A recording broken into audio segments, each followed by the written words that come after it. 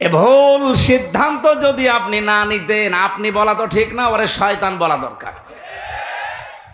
এই শয়তান যদি ভুল সিদ্ধান্তটা না নিত, এই দাঙ্গা তৈরি হওয়ার কারণে শুধু কি মুসলমান মরবে, হিন্দু মরবে না? এক কথা বলেন না কেন? ওখানে যদি মনে করেন মুসলমান আছে 30 কোটি, হিন্দু আসে 100 কোটি, এই কারণে আপনি মুসলমান 10 জন মেরে ফেললেন, হিন্দু 2 জন মরিস। বাংলাদেশে আমরা 92 জন মুসলমান 100 জনের, বাকি 4 জন হিন্দু, অন্যান্য জাতি মিলে আর 4 জন।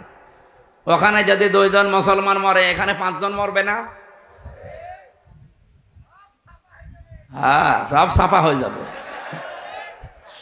এই জন্যই তো আমরা জানাচ্ছি যে এই মাতালটাকে থামান। এই মাতালের মাতলামি করার কারণে পৃথিবীর ক্ষতি হয়ে যাচ্ছে। আগামীতে আমার মনে হয় এ পৃথিবী বসবাসের অযোগ্য হয়ে যাবে। বসবাস যে করবেন সেরকম পরিস্থিতি আর পাবেন না। ওই চাচা এরশাদ মরার আগে যা বলেছিল ওইটা দেখতে পাবেন, যে ঘর থেকে বের হলে খুন আর ঘরে থাকলে গুম হয়ে যাবে। আল্লাহ আমাদের হেফাজত করুন, বলেন আমিন।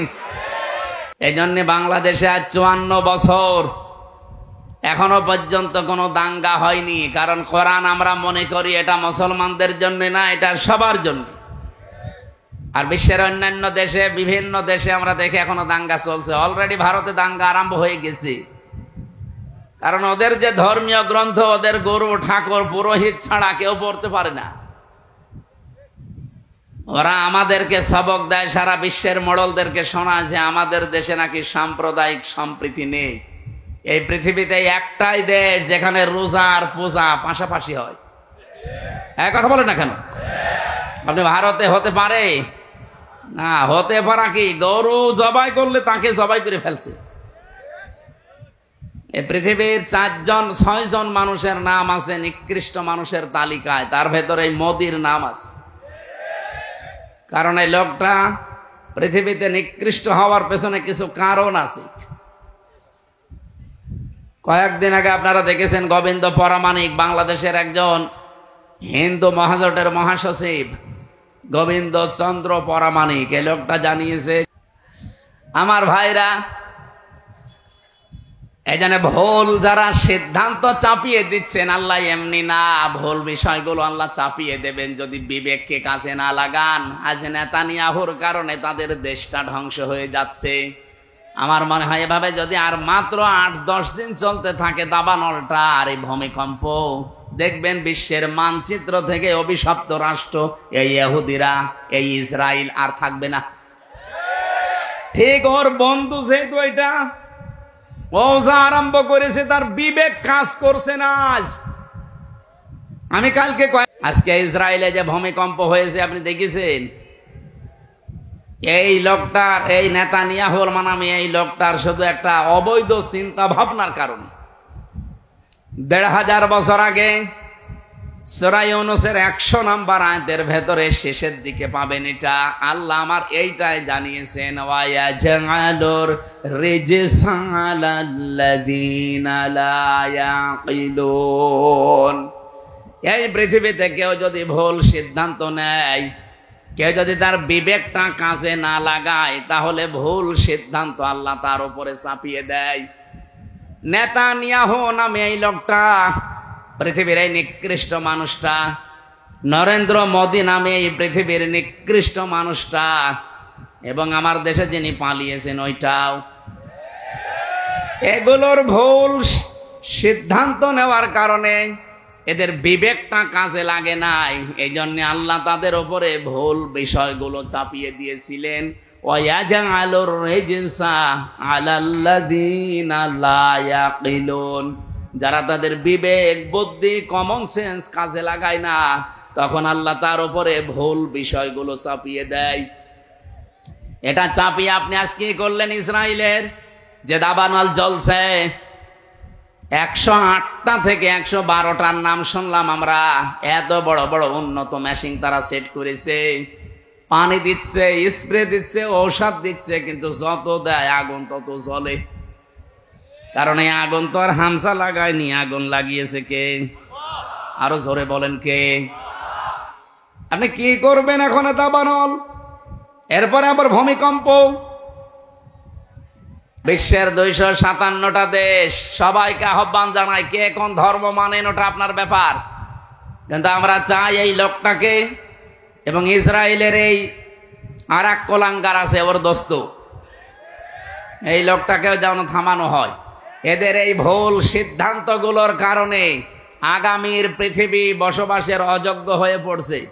যে তামাম দুনিয়ার হিন্দুদেরকে আমি আহ্বান জানাচ্ছি যে এই মাতাল মোদিকে থামান, কারণ একটা মাতাল এই মাতালি করে যা আরম্ভ করেছে কিছুদিন পরে পৃথিবীতে বসবাসের অযোগ্য হয়ে পড়বে। আপনি কি মনে করছেন দাঙ্গা শুধু ভারতে থাকবে? বাতাস বাংলাদেশে ঢুকলো বলি, কারণ বাতাস ঢুকতে তো আর কোনো কিছু বাধা প্রাপ্ত হয় না, কাটা তার পার হয়ে চলে আসবে। এই জন্য আমরা চাচ্ছি এই মাতাল লোকটা যেন থেমে যায়, যদি থামতে না চায় ওকে থামানোর ব্যবস্থা করা দরকার। একটা ইন্টারন্যাশনাল রিপোর্ট পেয়েছি আন্তর্জাতিক, আপনার মাথা খারাপ হয়ে যাবে। এই যে আজ 9 মাস চলছে হাসিনা পালিয়ে যাওয়ার, এই 9টা মাসইও বারবার চেষ্টা চালিয়েছে এই দেশে যেন অন্তত বিডিআর হত্যা আর শাপলা চত্বরে হেফাজত হত্যার বিচার কেউ যেন না তোলে। কারণ ভালো করে জানে যে 2টা ঘটনা একেবারে ডাইরেক্ট ঘটিয়েছে মোদি। এখন সব প্রমাণ একেবারে হাতে নাতে ধরা পড়ছে। দিগন্ত টেলিভিশন এমনি বন্ধ করে নাই, ইসলামী টেলিভিশন এমনি বন্ধ করে নাই, কারণ এদের কাছে সব ভিডিও ফুটেজ গুলো এখনো আছে, এখন তারা সব ছাড়তেছে। সাগর রনিয়েত্তি এমনি হত্যা হয় নাই, বহু রিপোর্ট তাদের কাছে গোপন বিষয় ছিল, ওদেরকে একটু সাহায্য করেছে, তাকেও দুনিয়া থেকে বিদায় করে দিয়েছে। এখন রিপোর্ট গুলো যেহেতু হাওয়ায় ভেসে বেড়াচ্ছে, আর বিশ্বের আন্তর্জাতিক মহল যারা, তারা আমাদের চাইতে আপনাদের চাইতে অনেক চালাক। আমি রিমান্ডে গিয়ে তা টের পেয়েছিলাম, ওই 10 দিনে বহু কিছু দেখেছি। ইসরায়েল থেকে যে উন্নত প্রযুক্তির মেশিন তারা নিয়ে এসেছে, আপনি পায়খানার ভেতরে কি করেন ওইটা ওরা দেখতে পায়। এই যে আগস্টের 5 তারিখের পরে বিভিন্ন জায়গায় চাঁদাবাজি আরম্ভ হয়েছিল, এলাকায় হয়েছে কি আমি জানি না, ওই যে নারায়ণগঞ্জে বন্দরে রাত 2টার সময় গেছে চাঁদা চাইতে, পরে ধরা পড়ে গেছে। ও বলছে আমি রাত 2টার সময় আসলাম, তারপরও ধরে ফেললো। আরে ভাই, রাত 2টা আপনি বাড়ির ভেতরে বসে বসে কি চিন্তা ভাবনা করছেন, কোন দিকে তাকিয়ে আছেন, ওরা ওই বসে বসে টিভি অফিসে দেখতে পায়। এমন মেশিন নিয়ে এসেছিল। আমারে ধরা পড়ার পরের দিন 20 সালের শেষের দিকে, 21 সালে তো আমারে ধরেছে, যেই দিন ধরেছে ওই দিনই আমার নাম্বার, যেখানে যার আত্মীয় স্বজন সবগুলো ট্যাগ করা, কে কোথায় কি আমার পক্ষে বিপক্ষে বলছে সব ওরা আমাকে শোনাচ্ছে। কিন্তু আশ্চর্য কি গো, আমরা যে বাটন মোবাইলে কথা বলি, এই বাটন মোবাইলে কথা বলার ওদের সামনে কথা বলা একই। আপনারা যারা বলেন সতর্ক থাকবেন, এমন কোন কথা বলবেন না শেষে ওই যে টাকলা মোরাদের মতো যদি 6 মিনিট একটু ফাঁস হয়ে যায় না, আপনার বাবা শাহজালাল সব হালাল হয়ে যাবে। এজন্য কথা বলার সময় এই যে যারা পরকীয়া প্রেম করে, তুমি আমি, আমি তুমি, আমি তুমি, তুমি আমি, মনে করছে কেউ জানে না, কেউ জানে না, মানে ওরা সব দেখতে পাচ্ছে যে আপনি কার বর্ষাতে লাইনে আছেন। এই জন্য মিথ্যা কথা বলবেন না। এখানে কারা লাইনে আছেন হাত তোলেন তো, ওই যে একজন। ঠিক আছে, আপনি লাইন চালান, আপনাকে কয়েকদিন পরে দেখা হবে কার সাথে আপনার লাইন আছে। হোয়াটসঅ্যাপ অনেকে বলে এটা নিরাপদ, কে বলেছে আপনাকে? হোয়াটসঅ্যাপে কথা বললে ওরা দেখতে পাচ্ছে। এ বাংলাদেশের নিরাপদ হওয়ার মতো কোনো এখন অ্যাপস আর নেই।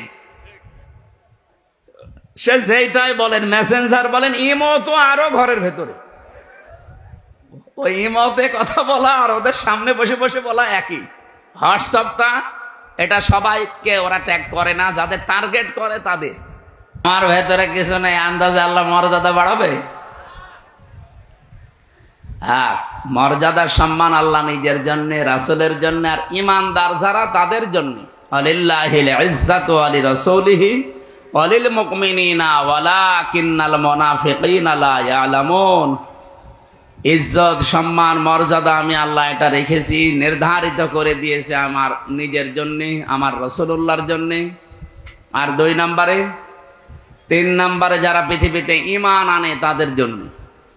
সুতরাং যাদের ঈমান আছে এদের মর্যাদা যেন আল্লাহ আরো বাড়িয়ে দেয়। ঈমানে যাদের ভেজাল আছে এটা যেন ভেজাল মুক্ত হয়।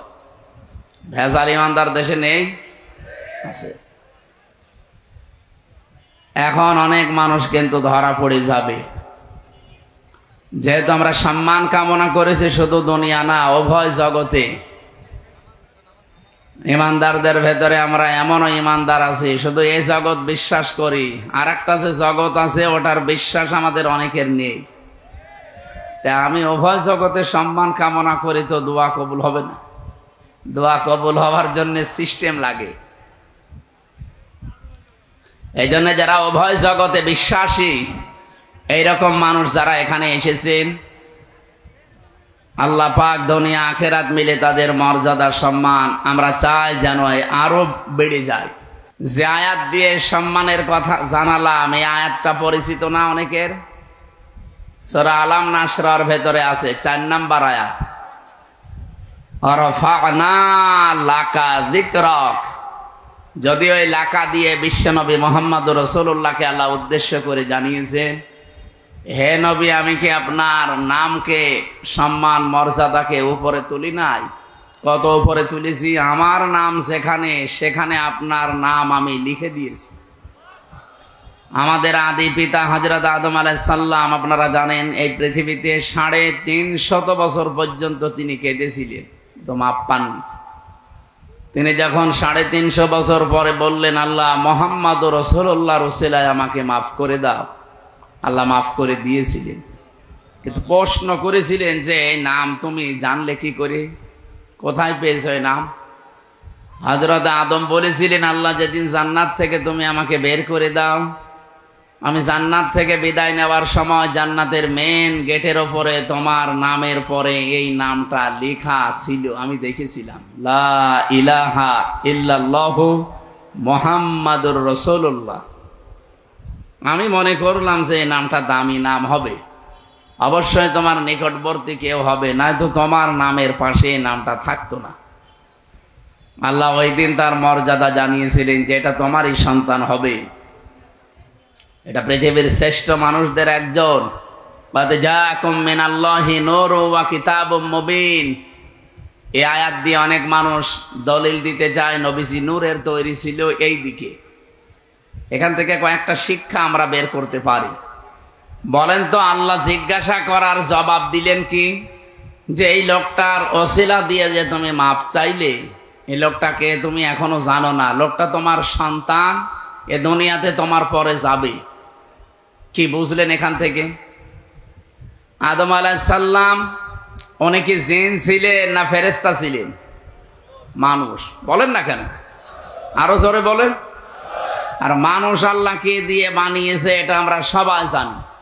কোরআনে কারিমে আল্লাহ বহুবার এই তথ্য দিয়েছেন, ইন্নী খালিকুম বাশারাম মিন তিন, অবশ্যই আমি মানুষ বানিয়েছি মাটি থেকে। সুতরাং সরাসরি আমরা আয়াত থেকে সূরা সুয়াদের ভেতরে পাবেন, 23 নম্বর পারা 16 নম্বর পৃষ্ঠা 5 নম্বর লাইনে আছে, 71 নম্বর আয়াত সম্ভবত।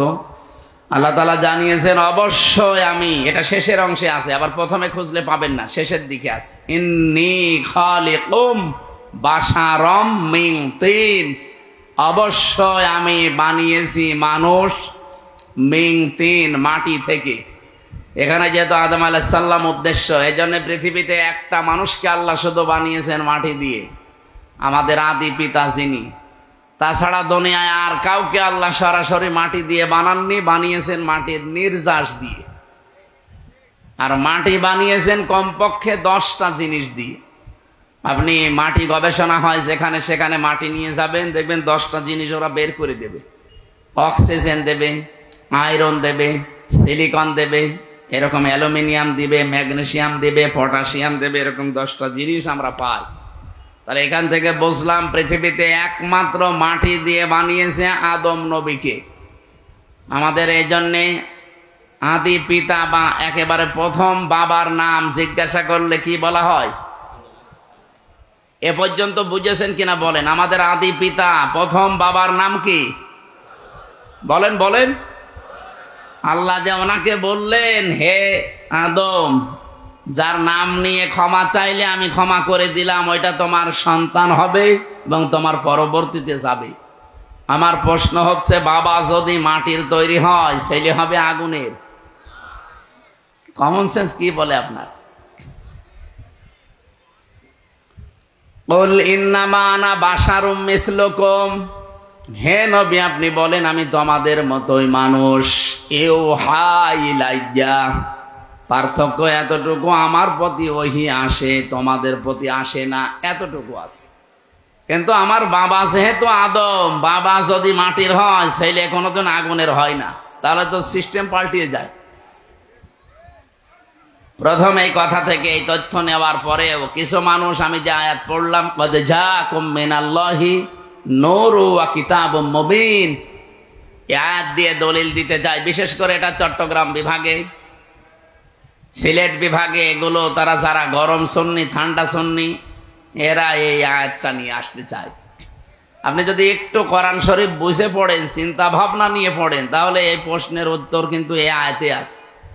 আল্লাহ বলেন, অবশ্যই আমার পক্ষ থেকে তোমাদের কাছে এসেছে একটা নূর, স্পষ্ট কিতাব। আল্লাহ শব্দ দিলেন দুইটা, অর্থ দিলেন একটা। অবশ্যই আমার পক্ষ থেকে তোমাদের কাছে একটা কিতাব এসেছে স্পষ্ট। এটা নূর নাম দিলেন, নূর দেওয়ার পরে তিনি ব্যাখ্যা করলেন যে নূরটা হচ্ছে স্পষ্ট। এখন আমরা এখানে তাফসীর করতে গিয়ে অনেকেই হয়তো ভুল করি, অথবা জেনে শুনে কোনো দিকে ডাইভার্ট হয়ে যায়। নিজেদের বিভিন্ন জিনিসকে এর উপরে চাপিয়ে দেওয়ার জন্য বলা হয় যে এখানে নূর মানে মুহাম্মাদুর রাসূলুল্লাহ, আর কিতাবুম মুবিন মানে কোরআন শরীফ। না, এই জিনিস দুইটাই এক, তার প্রমাণ পরের আয়াতে আল্লাহ নিজে দিয়েছেন। এটা সূরা মায়েদার 15 নম্বর আয়াত। এর পরের আয়াতে দেখেন, দুইটা জিনিস যে এক, তার প্রমাণ আল্লাহ দিচ্ছেন। এদিকে তাকান, আল্লাহ পাক বলেন, ইয়াহদি বিহিল্লাহ, এইটার দ্বারাই আমি হেদায়েত করি, পথ দেখাই। যেহেতু আল্লাহ এখানে ইয়াহদি বিহি, এই শব্দটা আল্লাহ বহু বচন দেননি, দ্বিবচন দেননি, এক বচন দিয়েছেন। মুফাসসিরিন ইকরাম, আমি যত তাফসীর পড়েছি, সব মুফাসসির এই বিহি দিয়ে ওই আগের দুইটা নাম একটা জিনিস, এইটাই বুঝিয়েছেন। আল্লাহ বলেন, আমার পক্ষ থেকে অবশ্যই তোমাদের কাছে নূর যাবে, স্পষ্ট কিতাব যাবে। তাহলে নূরও যা, স্পষ্ট কিতাবও তা, তার নাম কোরআন শরীফ। তার নাম কি? বলেন বলেন। এতটুকু শেষ করেননি আল্লাহ। এ পর্যন্ত বললে আমাদের বিভ্রান্ত হওয়ার সম্ভাবনা থাকতো। এই জন্য আল্লাহ ব্যাখ্যা করছেন, ইয়াহদি বিহিল্লাহ। এখানে ফাইল কর্তা সরাসরি আল্লাহ নিজে। আল্লাহ বলেন, আমি এইটার দ্বারাই হেদায়েত করি। আর আমরা সবাই জানি পৃথিবীতে হেদায়েত দেওয়ার একচ্ছত্র মালিকানা কোরআনের। না মানে আল্লাহর মানে কি? আল্লাহর কথাই তো কোরআন। এই পৃথিবীতে কোরআনকে আল্লাহ হেদায়েত দেওয়ার মতো ক্ষমতা দিয়েছেন, তাছাড়া আর কাউকে দেয়নি। এমনকি নবীজির হাতে আল্লাহ হেদায়েত ছেড়ে দেয়নি। যদি থাকতো, নবী নিজের চাচাকে দিত। শুধুমাত্র হেদায়েত দেওয়ার ক্ষমতা আছে কার? আরে কোরআন শরীফ কার? এই জন্য যালিকাল কিতাবু লা রাইবা ফিহি, যে কিতাবের আগে আলিফ লাম দিয়ে আল্লাহ নির্দিষ্ট করে দিয়েছেন, একটাই মাত্র কিতাব দুনিয়ায় পাঠালাম যেটা মানুষকে হেদায়েত দিতে পারে। এবার আসেন, আমরা মূল কথায় যাইতে চাই। যেহেতু পৃথিবীর একখানা কিতাব আছে মানুষকে হেদায়েত দিতে পারে, আর কেউ পারে না, সেই হিসাবে আল্লাহ কিতাবের নাম এখানে নূর বলার পরে আবার উল্লেখ করেছেন, ওয়া কিতাবুম মুবিন। ওই নূরটাই হচ্ছে স্পষ্ট কিতাব। পরা কোরআন শরীফে তাফসিরে এটা হচ্ছে মাযহারির ভেতরে আছে 55টা নাম পাবেন আপনি কোরআনের। 55টার ভেতরে 5 নাম্বার নাম আপনি এইটা পাবেন। আমি 55টায় নাম পড়ে দেখেছিলাম কোরআনের নাম হচ্ছে আল কোরআন, আল ফুরকান, আল কিতাব, আন নূর, আত তানজিল। এভাবে একটা একটা করে আপনি নাম পাবেন 55টা। যেহেতু কোরআনের নাম আমার আল্লাহ নিজে নূর দিয়েছেন, আর এই কোরআনের বরকত অথবা এই কোরআনের পরিস্থিতি আমাদের কাছে আরো স্পষ্ট করার জন্য পরবর্তী শব্দে আল্লাহ কিতাবুম মুবিন লাগিয়েছেন। আমাদের রাজশাহী, খুলনা, রংপুর এই সমস্ত বিভাগে যেহেতু সমস্যা একটু কম এই শব্দ নিয়ে, তারপরেও স্পষ্ট করছি নবীজি নূরের তৈরি বললে তার সম্মান বাড়ে না, আরো কমে যায়। বাবা সেইটার আপনি সন্তানকে ওইটা বলে চালাবেন। বিশ্বনবী মোহাম্মদ রাসূলুল্লাহ, এখান থেকে আপনি প্রমাণ আজকে পেলেন। ইয়াহদি বিহিল্লাহ, এই বিহি 1 বছর, এজন্য পৃথিবীতে কোরআন শরীফ হচ্ছে নূর, আর মোহাম্মদ রাসূলুল্লাহকে আল্লাহ নূর দিয়ে বানিয়েছেন। এই আয়াত দিয়ে দলিল দিয়ে আপনি একটা পাগল। তাহলে বিহি আল্লাহ দিত না, বিহি মা দিত, যে নবীজি এবং কোরআন শরীফ এই দুইটা দিয়ে আমি হেদায়েত দান করি। বিহি মা দিল না কেন? আমি আলেমদেরকে বলছি যারা একটু লেখাপড়া করেন, এই আয়াতটা নিয়ে বাড়ি যারও চিন্তা ভাবনা করবেন। আমার তো মাথা ছোট, ভুল হতে পারে। যাদের মাথা বড় বড় আছে, বড় মাথায় আরো এই যে এক হুজুর বসে আছে না, কি যেন গোলাম রব্বানি, কি মাথা দেখেছে? আমার মনে হয় 2 মাথা মিলে ওনার মতো হবে না। তো ওনার মতো বড় বড় মাথা যাদের, তারা যেন আরো একটু চিন্তা ভাবনা করে। বিহি আর বিহি মা, ইহদি বিহিল্লাহ মানিত্তাবা রিদওয়ানাহু সুবুলাস সালামি ওয়া ইখরিজুহুম মিনাজ যুলুমাতি ইলান নূর। আল্লাহ পাক বলেন এইটার দ্বারাই আমি হেদায়েত করি। এইটা মানে এখানে 1 বছর কোরআন। মানিত্তাবা, যে ব্যক্তি অনুসরণ করবে কোরআনকে, রিদওয়ানাহু, এবং তার সন্তুষ্টি চাইবে, তার মানে আল্লাহর। সবুলাস সালাম, সবুল বহু বচন, সালাম আল্লাহ পাক তার নিজের নামটা এখানে দিলেন। পৃথিবীতে যত শান্তির পথ আছে সব আমার আল্লাহ এ কোরআনে দিয়েছেন। এই শান্তির পথ আমার আল্লাহ তাকে নসিব করবেন যদি এটার অনুসরণ করা হয়। ইখরিজুহুম, তিনি বের করবেন তোমাদেরকে। ইখরিজুহুম দিয়েছে। আমার ভাইরা, টেকনাফের একেবারে শেষ গ্রাম থেকে যখন আজান আরম্ভ হয়, এরপরে হয়তো আসবে বখিয়া, এরপরে চট্টগ্রাম, এরপরে বান্দরবন, এভাবে একটা একটা করে আপনি আস্তে আস্তে দেখবেন। টেকনাফ থেকে একেবারে তেতুলিয়ার বাংলা বান্দা পর্যন্ত 0 পয়েন্ট, পুরা একাধারে 13 মিনিট 4 সেকেন্ড আজান হতে আছে, 1 সেকেন্ডও বাদ নেই। যেখানে আল্লাহর নাম উচ্চারণ হবে, আশহাদু আল্লা ইলাহা ইল্লাল্লাহ, মুয়াজ্জিন সঙ্গে সঙ্গে বলবে আশহাদু আন্না মুহাম্মাদুর রাসূলুল্লাহ, বলবে না? আল্লাহ বলেন রাফা'না লাকা যিকরাক, আমার নাম সেখানে আমি আপনার নাম ওই জায়গায় উপরে তুলে দিয়েছি।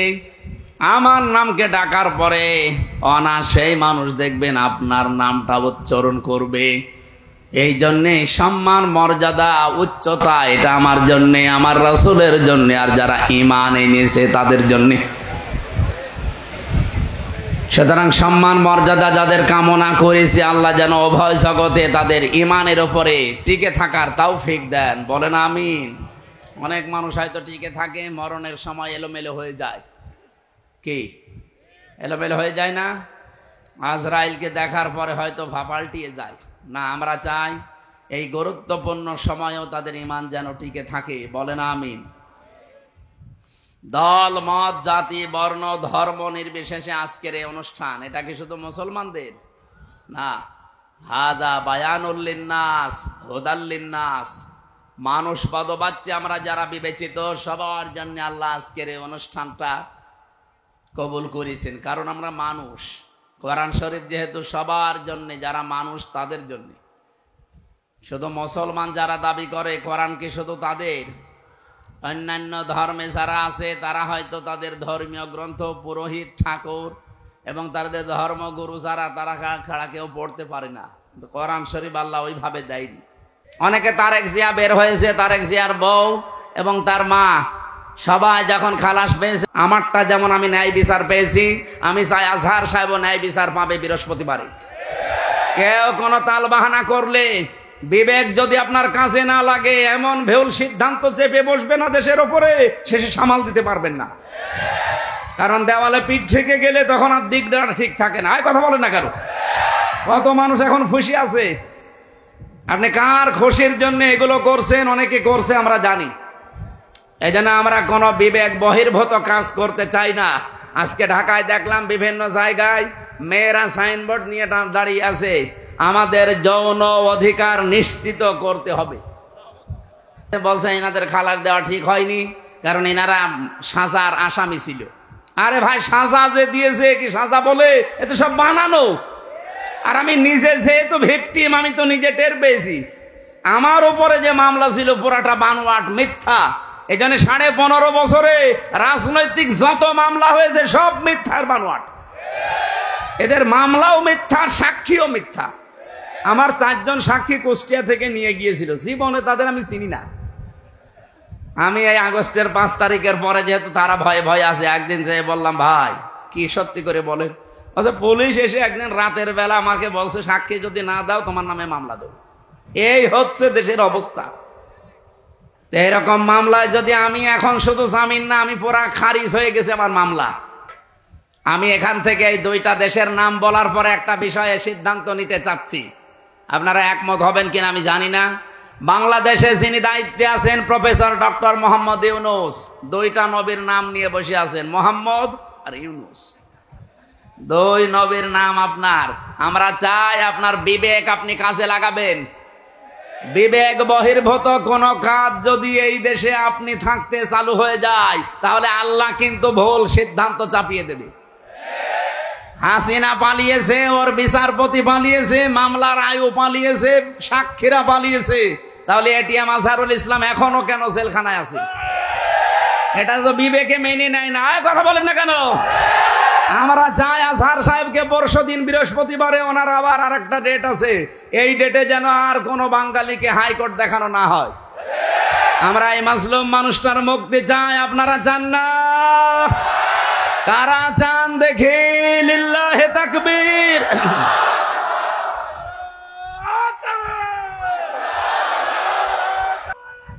আলহামদুলিল্লাহ ভাই। না, আমরা কারো পক্ষে বিপক্ষে, আপনি যদি মনে করেন যে উনি পক্ষে বলছে, বিপক্ষে না। উনি একজন মাজলুম মানুষ। ওনার সাক্ষী দেখেছে কেউ 6 কিলোমিটার দূরে, কেউ 3.5 কিলোমিটার, কেউ 3 কিলোমিটার। ও কি দিয়ে দেখলো?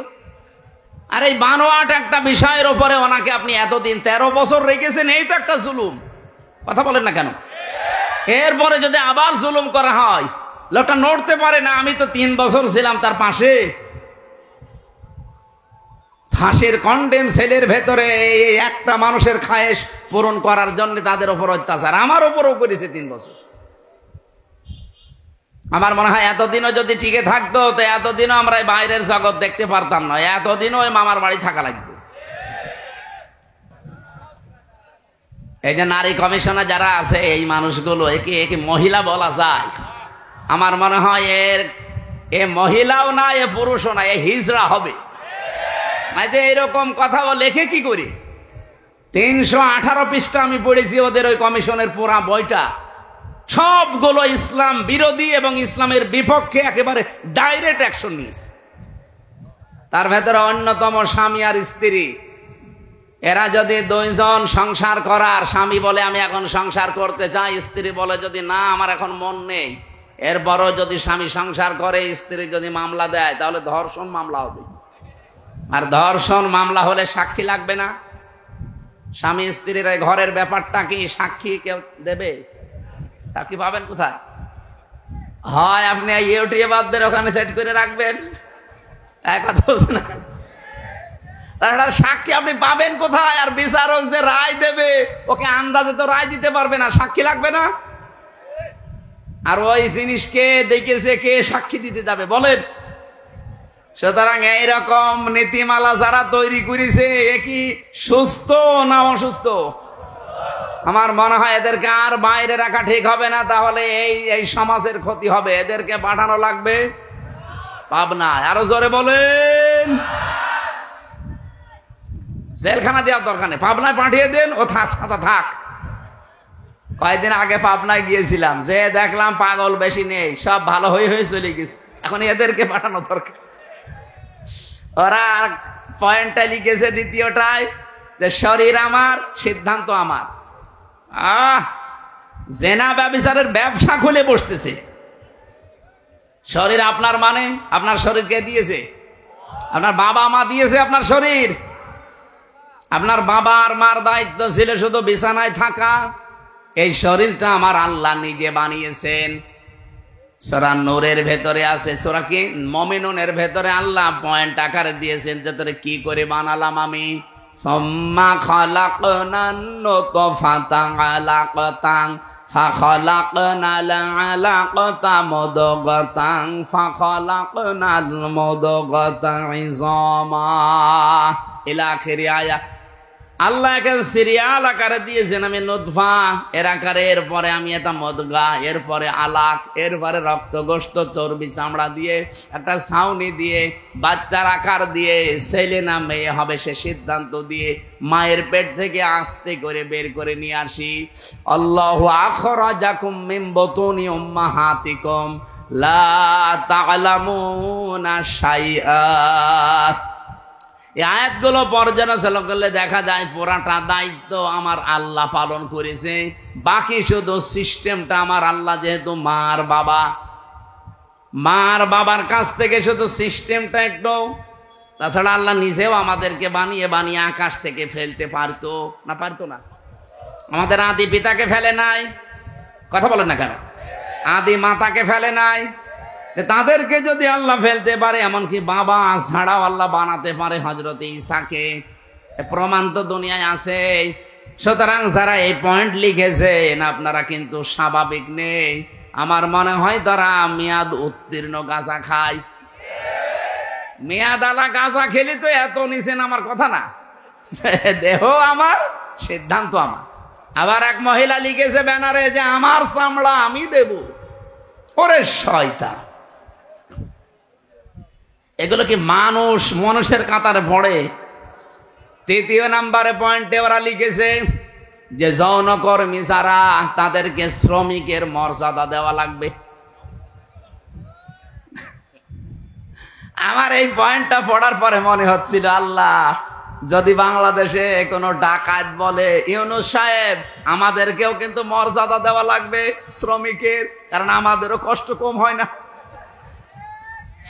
ডাকাতি করা কত কঠিন, গাছ কেটে কাঁধে নিয়ে রাস্তায় ফেলে গাড়ি দাঁড় করিয়ে এত বড় ছুরি সামনে নিয়ে দাঁড়ানো লাগে। এখন বলছে না কেন? আমি তো নিজে দেখেছি, কয়বার ডাকাতের হাতে পড়লাম। একবার পড়েছিলাম সাতক্ষীরায়, বিশাল এক গাছ কেটে ৮-৯ জন কাঁধে করে রাস্তার মাঝে দিয়ে গাড়ি থেমে গেল, সবার পেছনে পেছনে বড় বড় ছুরি। আমি তো কাঁচ খুলে দেওয়ার পরে দেখি মুখ বের করে কয়েকজন মুখ বাঁধা। আমার টাকা পয়সা চা, আমি আগেই বের করে বলছি নেন। বলছো হুজুর আপনার টাকাও নেব, আল্লাহ মাফ করবে। আরে শয়তান, এত কষ্ট করছে আর বলছে আপনার টাকাও নেব, আল্লাহ মাফ করবে। আপনার কষ্ট হচ্ছে না যে কত বড় গাছ, আপনার ঘাম ঝরছে কপাল দিয়ে। এখন ওরা যদি কালকে থেকে আওয়াজ তোলে যে ডাকাতি করতে কম কষ্ট না, আমাদের শ্রমিকের মর্যাদা দেওয়া লাগবে, এ পর্যন্ত থাকলেও কিছু বলতাম না। কিন্তু সমস্যা হয়ে দাঁড়াবে, কারণ এই শব্দটা পুরা হাদিসের বিরুদ্ধে, কোরআনের বিরুদ্ধে। আপনি দেখেন সূরা কসসের ভেতরে আছে, মুসা আলাইহিস সালামকে যেদিন শুআয়ব আলাইহিস সালাম উনি শ্রমিক হিসাবে নিয়োগ দেবেন, ওনার মেয়েদের ওই যে কুয়া থেকে পানি তুলে দিয়েছিলেন, কুয়া থেকে, ওই বিশাল কুয়া থেকে পানি তুলে নেওয়ার সময় ওনার ঘাম ঝরছিল।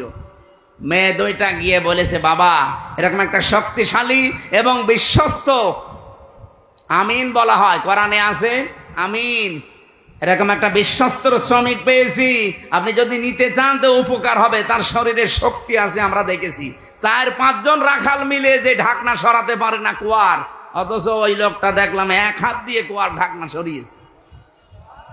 শ্রম দিলে মানুষের শরীর থেকে ঘাম ঝরে, এই ঘামের মর্যাদা এত বেশি। আল্লাহর নবী জানিয়েছেন, আল কাসিবু হাবিবুল্লাহ, যারা কাজ করে খায় নিজের হাতে, ঘাম ঝরায় শরীর থেকে, এরা আর সাধারণ মানুষ থাকে না, এরা আল্লাহর বন্ধু। আর সেইটাকে আপনি কোথায় মিলাচ্ছেন বলেন? যে আপনি সেটাকে আজকে যারা দেহ ব্যবসা করে খায়, যারা পতিতা, যারা জেনা ব্যভিচারের একেবারে বাজার খুলে বসেছে, বাংলাদেশে এখন 1 লাখ মাত্র পতিতা আছে সারা বাংলাদেশ মিলে, সরকারি জরিপ। এই মানুষগুলোকে আমরা চাই, তাদের যদি সত্যি মর্যাদা দিতে চান, ডক্টর মোহাম্মদ ইউনূস একটা আলাদা বিভাগ খোলেন, খুলে তাদেরকে পুনর্বাসনের ব্যবস্থা করেন। কথা বলছেন না কেন? কত ধনী মানুষের টাকা ব্যাংকে পড়ে আছে, ছাতা পড়ে যাচ্ছে, ও জানেই না কত টাকা আছে। ওই টাকাগুলোর কাছ থেকে নেন। মাত্র 1 লাখ যৌনকর্মী, এদের কর্মসংস্থান তৈরি করেন, দরকার হয় ওদের আলাদা আলাদা বিয়ের ব্যবস্থা করেন। এরপরে এই মানুষগুলোকে সেলাই মেশিন কিনে দেন, 2টা গরু কিনে দেন, 5টা ছাগল কিনে দেন। এই সমস্ত কাজ কারবারে নেই। ওনারা শ্রমিকের মর্যাদা দিতে চায়। যেই কয়জন কমিশনে আছে সবগুলো তিলক পরা আর টিপ পরা, এগুলো সব ওই স্বৈরাচারের দোসর, ওই খনি হাসিনার দোসর। এই 15.5 বছরে সব ওদের পক্ষে কথা বলতো, এখন হঠাৎ করে সুর পাল্টিয়েছে। আপনি সুর পাল্টান আর রং পাল্টান, কোরআনের বিরুদ্ধে আপনি অবস্থান নিয়েছেন। এই জন্য আমরা বারবার বলছি, কমিশনের রিপোর্ট তো দূরের কথা, ও কমিশনই দেশের মানুষ মানে না। এরপরও যদি বাধ্য করেন, আগস্টের 5 তারিখ কিন্তু শেষ হয়ে যায়নি, আবার আসতেছে। এই কথা বলেন না কেন? হাজারো আল্লাহর কোরআনের 13টা আয়াত ওরা ভুল ধরেছে। ভারতে আল্লাহর কোরআনের 26টা আয়াতের বিরুদ্ধে কেস দিয়েছে, আর এখানে অলরেডি 13টা আয়াতের বিরুদ্ধে ওরা মামলা দিয়েছে। মামলায় তো এটা, কারণ এর বিরুদ্ধে অবস্থান নেওয়া। কয়েকদিন পরে দেখবেন বলবে এটা বাতিল করেন, এটা আর মানি না। আল্লাহর কোরআনে আছে, ইউসিকুমুল্লাহু ফি আওলাদিকুম লিযযাকারি মিসলু হাযযিল উনসায়াইন। পুরুষ যা পাবে 2 নারী তাই পাবে। এটা নদী মেয়েদের প্রতি অবিচার, বৈষম্য। এই জন্য আয়াত পাল্টাতে হবে। কত বড় ক্ষমতা আপনার! এই জন্য ভুল বিবেক বহির্ভূত কোন কাজ যদি কেউ করে ফেলেন, আল্লাহর কসম, আল্লাহ কিন্তু ভুল বিষয় চাপিয়ে দেবে। তখন এই যে দাবানল চলবে, তখন ভূমিকম্প আসবে। আমি আর বাকিটা বললাম না। এই জন্য যারা দায়িত্বে আছেন, আহ্বান করে আপনারা এখনো আপনার বিবেকটা কাজে লাগান, নয়তো ভুল বিষয় চেপে বসলে তখন সামাল দেওয়া কঠিন হয়ে যাবে। আল্লাহ আমাদেরকে বোঝার তৌফিক দিন, বলেন আমিন। সূরা তাওবার 100 নম্বর আয়াত আমরা পড়েছি। আমার আলোচনার বিষয় হচ্ছে সাহাবীদের অনুসরণ। এটাতে কত বড় গুরুত্বপূর্ণ জিনিস আমাদের জন্য। আল্লাহর নবী জানিয়েছেন, আল্লাহ আল্লাহ ফি আসহাবি লা তাত্তাখিদুহুম গরাদাম মিন বাদি ফামান আহাব্বাহুম ফাবিহুব্বি আহাব্বাহুম আমান আবগাদাহুম ফাবিবগদি আবগাদাহুম আখায়রু উম্মতি করনি সুম্মাল্লাযীনা ইয়ালুনাহুম সুম্মাল্লাযীনা ইয়ালুনাহুম ইলা আখিরি আয়াত, ইলা আখিরিল হাদিস। এটা হাদিসের ভাষা। নবীজি বলেন, পৃথিবীর মানুষেরা আমার সাহাবীদের সম্পর্কে সাবধান। আমার সাহাবীদের সম্পর্কে, আমার সাহাবীদের সম্পর্কে সাবধান। আমার সাহাবীদের সাথে কেউ যদি শত্রুতা করে, সেজন্য আমি নবীর সাথে শত্রুতা করে। একজন আজানের জবাব দিয়ে দেন, দিলে আদায় হয়ে যাবে, দিয়ে দেন, একজন দিয়ে দেন। এই পৃথিবীর কোন মানুষ যদি আমি নবীর সাথে দুশ্মনী করে, সেজন্য দুশ্মনী করে কার সাথে? বলেন বলেন, আল্লাহর সাথে। এজন্য আমাদের এই জায়গাটা খুব সেনসিটিভ জায়গা। আল্লাহ এত বেশি প্রশংসা দিয়েছেন সাহাবায়ে কেরামের, যেহেতু আল্লাহ তাদের উপরে বলে দিয়েছেন, রাদিয়াল্লাহু আনহুম ওয়া রাদু আনহু, আমি নিজে তাদের উপরে খুশি হয়ে গেছি, যেমন তারা আমাদের উপরে খুশি আছে। সুতরাং তাদের পথ অনুসরণ, অনুকরণ করলেই আল্লাহকে সন্তুষ্ট এবং রাজি খুশি করা যাবে বলে আমরা কোরআন থেকে তথ্য পেয়েছি। ঠিক আছে, দেখছি এগুলো ওই সময় হয়নি। আপনাদের মনে হয় টাকা পয়সা ঈদগার কাজে লাগাবে, এখনো টাকা ওঠে নাই। আমারে 2-3 মিনিট সময় চাচ্ছে, দেব? আজানের সময়টা আপনারা যদি যা এনেছেন দেওয়ার জন্য দিতে পারেননি, একটু দিয়ে দেন। কই ভেতরের লোকজন কই? একটু তাড়াতাড়ি করেন ভাই, যারা যাও যে ভেতরে যাচ্ছে যান, খালি বের করে রাখেন, আজান হতে হতে ওরা বের হয়ে চলে যাবে। ওঠে কে? বসেন।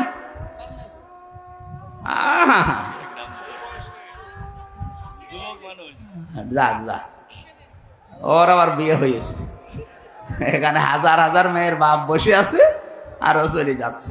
যাক, ওর জীবনে যেন বিয়ে আর না হয়। 1-1.5 ঘন্টা বসে থাকতে পারে না, বিয়ে দিলেও সংসার টেকবে না। এই যে দাম্পত্য জীবনের কলহ এবং তার সমাধান, পুরুষের এবং নারীদের 2টা শ্রেণীরই সমস্যা আছে আমাদের কম বেশি। আজকে এসে নোয়াখালী থেকে এক লোক এসেছে আপনাদের এখানে তালাকের মাসলা নিতে। তালাকের মাসলা 2টা আছে, তো ইমামদের মতামত আমি 2টাই বলেছি, আপনি যেটা মানবেন মানেন। এই জন্য তালাক কেন হয়, স্ত্রীদের কারণে মানুষ কেন জেলখানায় থাকছে এখন এই যে 3 বছর, আমার মনে হয় 100 জনের 60-70 জন শুধু বোর কারণে জেল খাটতেছে। এই জন্য মেয়ে লোক থেকে খুব সাবধানে থাকবেন। পারতপক্ষে কোনো মেয়ে লোকের সাথে মোবাইলে কথা বলতে যাবেন না। কোন পানি কোন দিকে গড়িয়ে না আপনি মুসিবতে পড়বেন। এই বইটা এই গাড়িতে আছে, যাওয়ার সময় নিয়েছেন, কাজে লাগবে। 120 পৃষ্ঠা আছে এর ভেতরে। আর একটা আদর্শ নারী আছে, যেখানে দাঁড়িয়ে আছেন দ্রুত ভিতরে ঢোকেন। 2 মিনিট সময় আজানের, আজান হলে শেষ হতে হবে। ভাইরা আপনারা 150 স্বেচ্ছাসেবক এখানে আছেন, 150 জনের মাঠে ঢুকে যান। সাদিকুল ইসলাম স্বপন ভাই, সদস্য সচিব, পারিলা ইউনিয়ন স্বেচ্ছাসেবক দল। এটা উজির পুকুর নাকি? 5,000 টাকা পাঠিয়েছেন, আল্লাহ যেন কবুল করেন, বলেন আমিন। এই ঈদগাটায় আপনারাই বছরে বছরে 2 বার নামাজ পড়বেন, এটা যেন আপনাদের দায়িত্বে দিয়ে গেলাম। শেষ করবেন কাজগুলো যতটুকু আছে। মান বানা লিল্লাহি মাসজিদান আছে, বানাল্লাহু লাহু বাইতান ফিল জান্নাহ। নবীজি বলেন, কেউ যদি একটা সেজদার জায়গা বানিয়ে দেয়, তার জন্য আল্লাহ নিজে জান্নাতে ঘর বানায়। সেজদা দিতে কি পুরা মসজিদ লাগে, পুরা ঈদগাহ লাগে? কতটুকু? একটা টাইলসের জায়গা হলে হয়ে যায় সেজদা দেওয়া। কথা বলছেন না কেন? তাহলে একটা টাইলসের টাকাও যদি আপনি এখানে দেন, তাহলে জান্নাতে আপনি একটা পুরা ঘর পাবেন। এই জন্য মান বানা লিল্লাহি মাসাজিদ, আল্লাহ নবী দেয়নি মাসজিদান। একটা সেজদার জায়গাকে মসজিদ বলা হয়। সুতরাং এতটুকু একটা জায়গার দাম বা এই জায়গা সংস্কার করার জন্য যতটুকু যা লাগে, আপনি যদি একটা টাইলসের দামও দেন, জান্নাতে একটা ঘরের মালিক হয়ে যাবেন ইনশাআল্লাহ। বানাল্লাহু লাহু বাইতান ফিল জান্নাহ, আল্লাহ নিজে বলেন আমি ঘর বানাবো। সামর্থ্য থাকলে অবশ্যই দেবেন। যে যা গিয়েছেন ভেতর থেকে বের হয়ে যান, যান। সাহাবা একরামের মর্যাদা আকাশচম্বী। তারকা দেখতে পান, তারকার চাইতে সাহাবা একরামের মর্যাদা আল্লাহর কাছে অনেক বেশি। তারা হেদায়াত প্রাপ্ত প্রত্যেকেই, আর প্রত্যেকেই জান্নাতি। আমরা বলি যে 10 জন সাহাবী আশারায়ে মুবাশশারা, কে বলেছে আপনাকে? খালি ওই 10 জনই জান্নাতি, আর বাকি যে লক্ষ লক্ষ সাহাবী এরা জান্নাত যাবে না?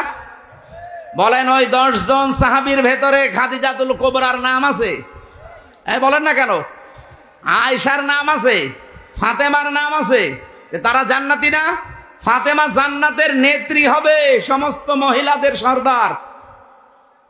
হযরতে আয়েশা সিদ্দিকা রাদিয়াল্লাহু তাআলা আনহা, হযরতে কি খাদিজাতুল কুবরা, তাকে আল্লাহ নিজে জান্নাত বানিয়ে দুনিয়ায় পাঠিয়ে সুসংবাদ দিয়েছেন এবং আল্লাহ নিজে তাকে সালাম দিয়েছেন। এই পৃথিবীতে একজনই মহিলা যে আল্লাহর সালাম পেয়েছে এবং জান্নাতে অলরেডি ঘর পেয়েছে জীবিত অবস্থায়।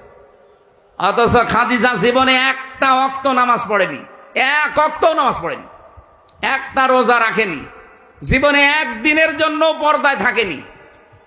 বলেন, তার পুরা জীবন আমি পড়ে দেখেছি, জীবনে কোনোদিন তিনি পর্দায় ছিলেন না। নামাজ পড়লেন না, রোজা রাখলেন না, হজ করলেন না, যাকাতও দেননি, পর্দায়ও নেই। অথচ আল্লাহ সালাম দিয়েছে, জান্নাতে ঘর বানিয়ে পাঠিয়েছে। একটাই কারণ, কারণ উনি ইন্তেকালের পরে এই বিধানগুলো নাজিল হয়, এই জন্য উনি মানতে পারেন না। কিন্তু আল্লাহ তাকে খুশি হয়ে সালাম দিলেন কেন? জান্নাতে ঘর বানিয়ে সুসংবাদ পাঠালেন কেন? তার পুরা জীবন পড়ে দেখবেন, জীবনে 1 সেকেন্ডের জন্যও কোনোদিন স্বামীর মনে উনি দুঃখ দেননি। এরকম মহিলা তো এখন ঘরে ঘরে। এখানে একজন স্বামী হাত তুলতে পারবেন যে জীবনে কোনোদিন আমার বউ 1 সেকেন্ডের জন্য আমাকে দুঃখ দেয়নি, কষ্ট দেয়নি? তোলেন তো এরকম একজন। মিথ্যা কথা বললে আপনার খবর আছে ভাই। আপনি দুঃখ পাননি নাকি বউ খুশি করার জন্য মনে করছেন যে না বলে ফেলি? বউ তো নেই না, আমি হাসির জন্য বলি নাই ভাই, আমি হাদিস বললাম। দেখেন এই যে হাজার হাজার স্বামী আমরা মা বোনেরা যারা এসেছেন, আমি জানি না আপনারা আছেন কিনা। আপনি চিন্তা করেন, আপনি নামাজ পড়েন, রোজা রাখেন, কালো বোরকা পরেন, নফল রোজাও রাখেন, একটা স্বামী হাত তুলতে পারলো না। আমিও পারিনি। আমি আন্দাজে মিথ্যা কথা বলবো কেন? আমি দুঃখ পেয়েছি এই জন্য আমি পারিনি। এখানে আমার একটা স্বামীও পেলাম না। মা বোনেরা, জান্নাত যাওয়া কিন্তু কঠিন হয়ে যাবে। আর এখন যদি ওরা বলে হুজুর ওয়াজটা একটু উল্টিয়ে করেন তো, যে একটা স্বামী একটু হাত তুলুক তো, জীবনে স্ত্রীর মনে দুঃখ দেয়নি। না বাবা শাহজালাল, এখানে হবে না হালাল। না, আমাদের চরিত্র আমরা কন্ট্রোল করব। স্ত্রীর গায়ে যারা হাত তোলে, এর মতো ইতর মানুষ দুনিয়ায় নেই। হাত না তুলে, হাত তোলা একেবারে হারাম কাজ না। আপনি তুলতে পারবেন যদি ফরজ নামাজ না পড়ে, দরকার হয় হাত তুলবেন, কিন্তু 4 জায়গায় কিন্তু মারা যাবে না। মুখে, বুকে, পিঠে, মুখে, মাথায়, মুখে, বুকে আর পিঠে, এই 4 জায়গায় স্ত্রী লোকের হাত দেওয়া জায়েজ নেই। যদি এই 4 জায়গা বাদ দিয়ে কোনো জায়গায় মারতে চান, আপনি মারবেন। খালি নামাজ না পড়লে, রোজা না রাখলে, ফরজ রোজা, জায়েজ যে পর্দাটা আছে, এই পর্দাটা যদি না করে, আর 4 নম্বরে যদি স্বামীর জায়েজ কথা না শোনে। কথা বোঝা গেছে? মা বোন যারা এসেছেন, আপনার জান্নাত পাওয়া অতি সহজ। স্বামী যখন বাইরে থেকে আসবে কর্মজীবন শেষ করে, দুনিয়ায় যত কাজ আপনার হাতে থাক সব বাদ। এখন তারে সময় দেওয়া, তার কথা মতো চলা, এখন তাকে খুশি করা পৃথিবীর সবচাইতে বড় ইবাদত। শুধু যদি ফরজ নামাজটা আর ফরজ রোজা নাও। কোন স্বামী যদি পছন্দ করে যে আমার বউ হাতা কাটা ব্লাউজ গায়ে দিলে আমার ভালো লাগে, আপনি তাই দেবেন। কি কথা বলছেন না কেন? ওরা গায়ে দেয় কিন্তু স্বামীর জন্য না, ওই মার্কেটে যাওয়ার সময়। যে মহিলা এরকম উল্টাপাল্টা পোশাক পরে রাস্তাঘাটে আসে, কি স্বামীকে খুশি করার জন্য না পাবলিক? আপনি একটা দাজ্জুস, আর দাজ্জুসের জন্য জান্নাত হারাম। নামাজ পড়ে, রোজা রেখে আর কালো বোরকা পরে কি করবেন? আমরা খাদিজাতুল কুবরার মতো মহিলা চাই। কথা বলেন না কেন? বলতে ঠিক। তো মুহাম্মদ রাসূলুল্লাহর মতো পুরুষ হওয়া লাগবে না? তুমি তো যৌতুক নেওয়ার উস্তাদ, আবার খাদিজার মতো বউ চাই। আমাদেরকে হওয়া লাগবে চরিত্রবান, মুহাম্মাদুর রাসূলুল্লাহর মতো, খাদিজাতুল কুবরার মতো স্ত্রী আমাদেরকে আল্লাহ মিলিয়ে দেবেন। বলেন আমিন। আমার ভাইরা, সাহাবা একরামের যেহেতু অনেক অনেক মর্যাদা, আমি সবগুলো না বলতে পারলেও একটু সিস্টেমে বলছি। সাহাবা একরাম যেহেতু কবুল হয়ে গেছে আল্লাহর দরবারে, ওয়াস-সাবিকুনাল আউয়ালুনা মিনাল মুহাজিরিনা ওয়াল আনসার, এই পৃথিবীতে যারা উপরে গেছে আগে অগ্রভাগ, এবং তাদেরকে যারা অনুসরণ করেছে মুহাজির এবং আনসারদের ভেতরে, আল্লাহ পাক বলেন এই মানুষগুলো অগ্রগামী। আল্লাযীনা তাবাউহুম বিইহসান, আর এদেরকে যারা অনুসরণ করবে তাদের উপরে আমি আল্লাহর ইহসান, তার মানে আমার বানানো জান্নাত তাদের জন্য। বলেন সুবহানাল্লাহ। সাহাবা একরামকে আল্লাহর দরবারে কবুল হওয়ার পেছনে আমি এই কয়টা কারণ পুরা কোরআন থেকে হাদিস থেকে পেয়েছি।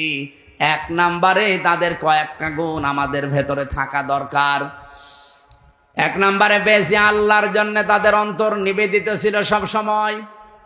আপনি যদি কাউকে ভালোবাসেন আল্লাহর জন্য বাসবেন, কাউকে যদি ঘৃণা করেন আল্লাহর জন্য করবেন, কাউকে যদি কিছু দান করেন আল্লাহর জন্য করবেন, কাউকে যদি দান করা থেকে বিরত থাকেন যে আমি দেব না তোরে কিছু, তাও যেন আল্লাহর জন্য হয়, ব্যক্তিগত বা পারিবারিক সামাজিক কোনো কারণে না হয়। কথা বোঝা গেছে? আল্লাহ রাব্বুল আলামিন বলেন যে মানুষটার মন মানসিকতা আল্লাহর জন্য নিবেদিত থাকবে সব সময়, এটা সাহাবীদের ভেতরে ছিল। দুনিয়া একদিকে আর আমার আল্লাহর বিধান একদিকে, এই জন্য তারা আল্লাহর দরবারে খুব তাড়াতাড়ি মঞ্জুর হয়েছিলেন। 2 নম্বরে তাদের মুখে যা ছিল ওইটা তাদের মনে ছিল। মুখে বললেই ওইটা মন থেকে বলতেন, লোক দেখানোর জন্য বলতেন না। তিন নম্বরে বেশি তারা নিজের উপরে অন্যকে প্রাধান্য দিতেন। যদিও নিজের অনেক কিছুর দরকার আছে, প্রয়োজন আছে, এরপরেও তারা অন্যকে অগ্রাধিকার দিতেন। এই একটাই মাত্র কারণ, পুরাটা সাতটার ভেতরে এইটা। নিজের প্রয়োজন থাকার পরেও অন্য ভাইয়ের প্রয়োজনকে সামনে দেওয়া, অগ্রাধিকার দেওয়া।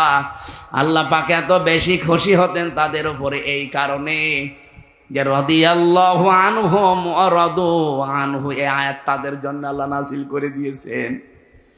আল্লাহ এতটুকু বলে যদি আয়াতটা শেষ করে দিতেন, এই আয়াতটা আমি পড়তাম না। এর পরবর্তী কিছু সুসংবাদও দিয়েছেন, ওয়া আদালাহুম জান্নাত। আল্লাহ তাআলা বলেন আমি প্রস্তুত করে অলরেডি রেখে দিয়েছি এমন একটা বাগান, তাজরি মিন তাহতিহাল আনহার। না ভুল হয়েছে, তাজরি তাহতাহাল আনহার, মিন নেই এখানে। মিন যদি থাকতো তাহলে তাহাতি হতো, যেহেতু মিন নেই এই জন্য কোরআনে একটা জায়গায় শুধু তাজরি তাহাতাহাল আনহার, এমন একটা নদী আর নহর প্রবাহমান বাগান বানিয়েছি। খালিদিনা ফিহা আবাদা, চিরকাল আমি আল্লাহ তাদেরকে ওই জায়গায় থাকতে দেব। যালিকাল ফাউজুল আযীম, এটাই জীবনের মহা সফলতা। বলেন সুবহানাল্লাহ। এই আয়াতটার ভেতরে আমি কয়েকটা তথ্য পেয়েছি। সূরা হাশরের 9 নম্বর আয়াতের ব্যাখ্যা পেয়েছি।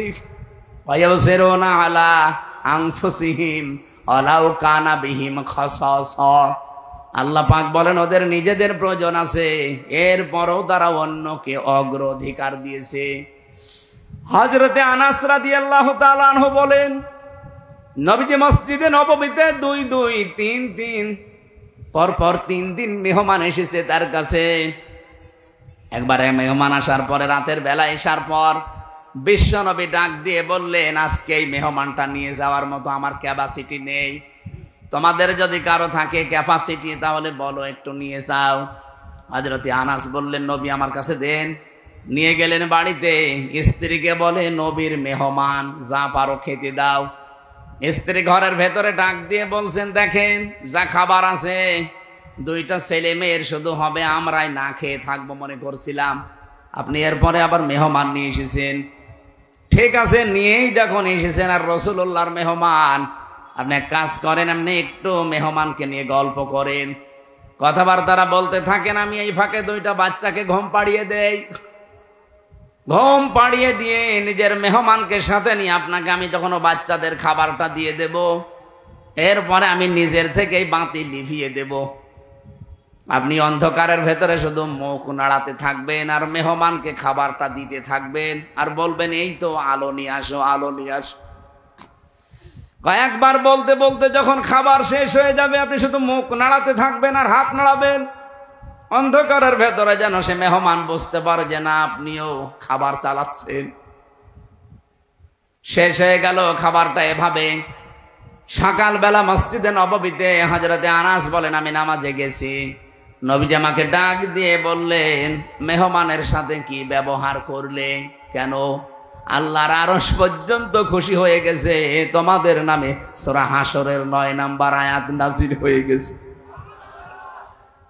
নিজেদের প্রয়োজন থাকার পরও যারা অন্যের অগ্রাধিকার দেয়, অন্যকে গুরুত্ব দেয়, তাদের জীবনটা সাহাবীদের মতো আল্লাহ কবুল করে নেয়। আজ বাংলাদেশে এটা খুব বেশি দরকার।